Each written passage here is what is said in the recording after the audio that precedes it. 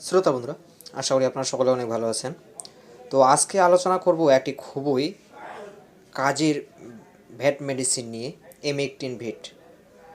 এই ওষুধটি মূলত ব্যবহার করা হয় উকুন, মাইট, টিক, খোসপাসরা বাহিক পরজীবী দমনে। গরু, ছাগল, ভেড়া ও হাঁস মুরগির জন্য এটি অত্যন্ত কার্যকর। সাধারণত পশুর ওজন অনুযায়ী ব্যবহার করা হয়।